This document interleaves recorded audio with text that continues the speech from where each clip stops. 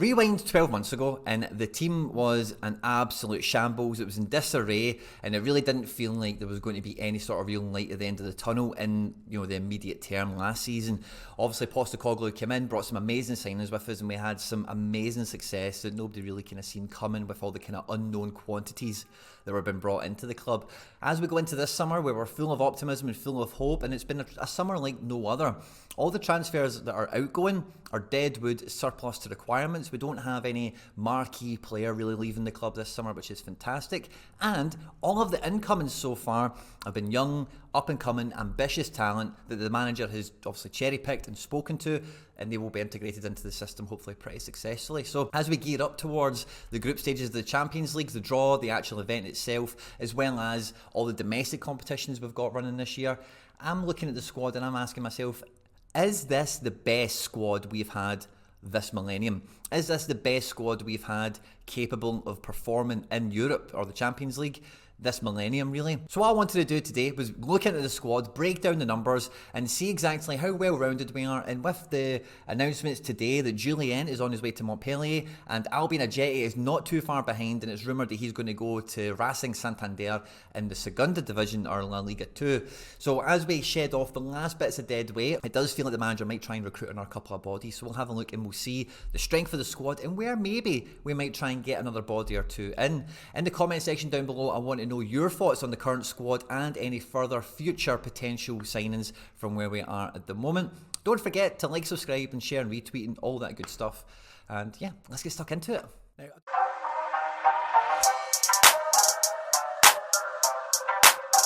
Now, I don't think there's much that needs to be said about the cohort of goalkeepers we've got. I actually think in terms of a three, it's definitely the strongest three we've had. I think Seagrass is a credible number two that can fill in, whereas in the past all the number twos and subs we've had have all been quite questionable, Scott Bain being one of them.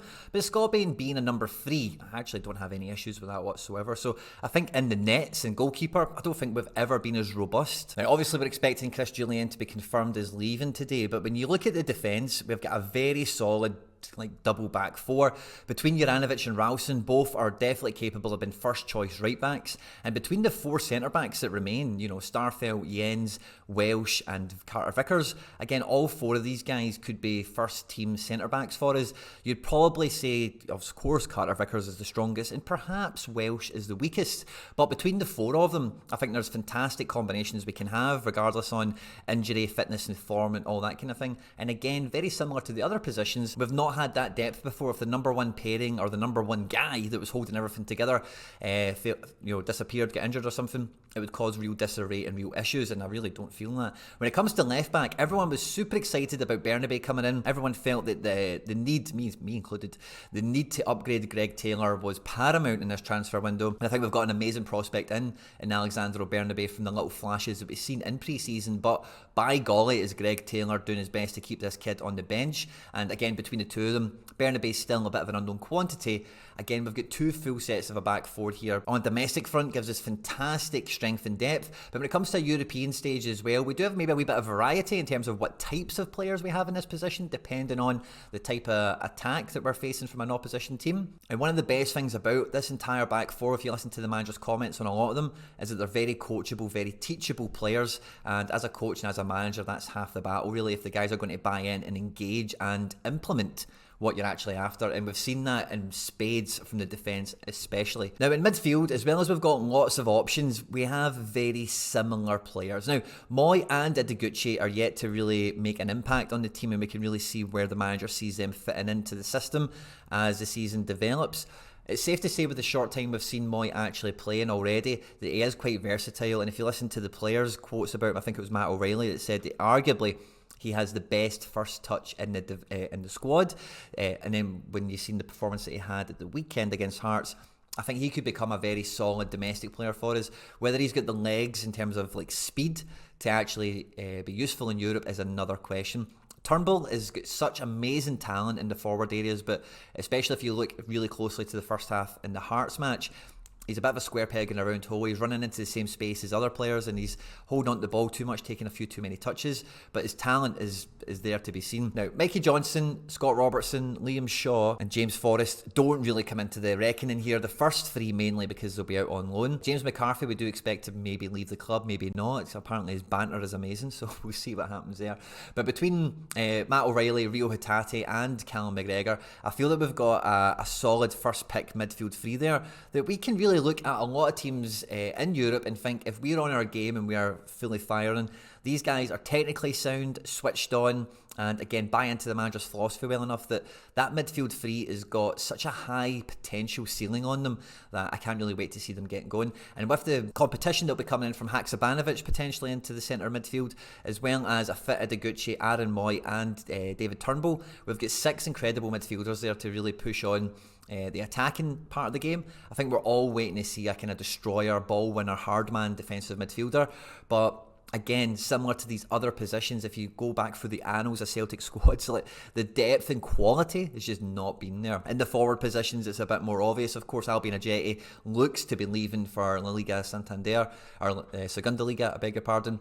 But between Giakoumakis and Furuhashi, you've got 2 amazing front players. And then between Maeda, Jota, Abada, and then the incoming Haksabanovic, we've got 4 amazing, or potentially, depending on Haksabanovic, amazing wingers that are very versatile and can play in multiple positions. So the mix-up play and the interchange that we can have between these forwards, I think when they do gel, is going to be frightening.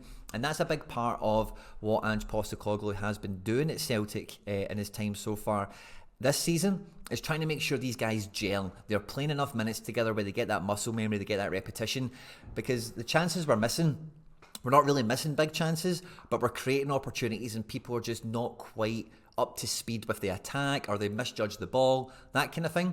That only comes in football, through playing with people, getting relationships, getting on the same wavelength, being telepathic with people. So I think once the squad is satisfying Postecoglou in the sense of what he's wanting from them in that respect, then I think the football we're going to be watching is going to be frightening on a domestic level.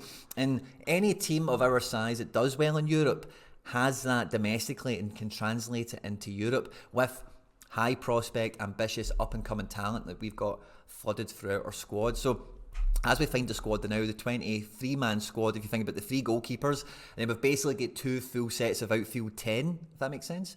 We've got a very robust squad. That is 23. The Champions League squad's a 25-manner, of course. So I don't think Haksabanovic will be the last signing. I think there's still a huge need for another centre mid that can be perhaps a bit more defensive and a bit more disciplined. But I wouldn't be surprised if we didn't, and maybe Moy and Ideguchi were kind of fashioned into that role that allowed Callum McGregor maybe a bit more attacking freedom, as it were. Like I said at the beginning of the video, as I look at this squad, I really struggle to think of a better time where we had a better pre-season, we only signed and improved and strengthened, we had a manager that the squad and the fan base and the club, everyone was fully behind, and obviously we don't have all the mess of European qualifiers and Timbuktu and everywhere else in between. So it feels like a kind of perfect storm is kind of happening here. It feels like Celtic are finally coming out of that kind of caterpillar situation and turning into the butterfly. We can go back into European football with some real talent and a real identity as a club again on the pitch, not just off the pitch. We've never lost that, but on the pitch there's a real identity and a real style of play. And I'm so excited to see how well we do in Europe. I hope you've enjoyed this. Don't forget to leave your comments down below on your thoughts about the squads and any future transfers, as well as just how you think we might actually do in Europe. Like, subscribe, share, retweet, all that good stuff. Stay out of trouble, and I'll catch you on the next one. Take care. Bye-bye.